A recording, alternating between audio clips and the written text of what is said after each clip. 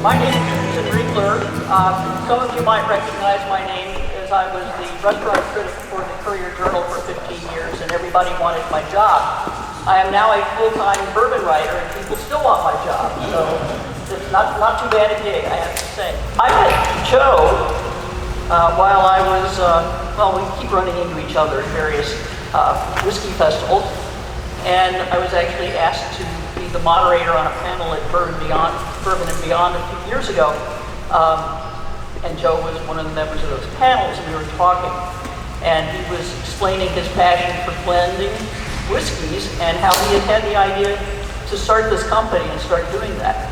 Now you have to have a little background here because 10 years ago when this launched, blending was a very bad word in the bourbon industry.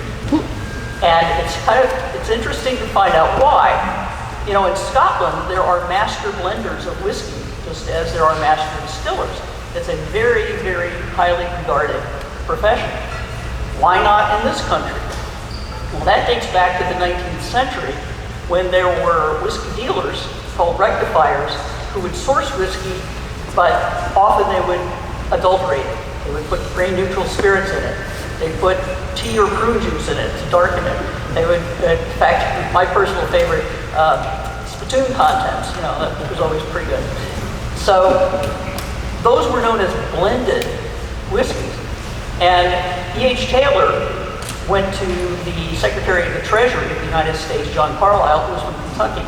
This was in the early 1890s. And he said, we need a law to protect bourbon because people are putting labels on bottles saying, selling it as bourbon.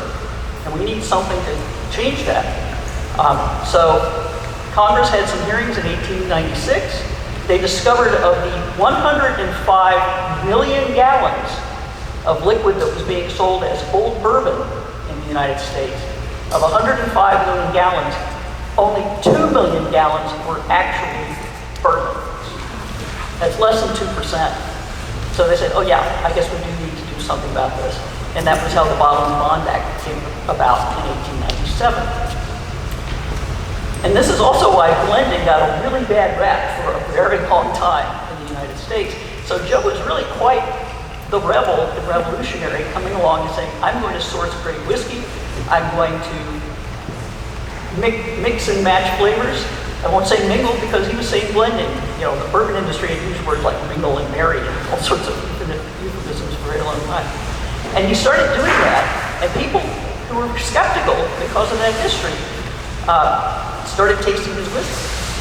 And when he started doing that, and then he met Tripp, who used to work for a little company you may have heard of called Brown Forman, and they started this journey.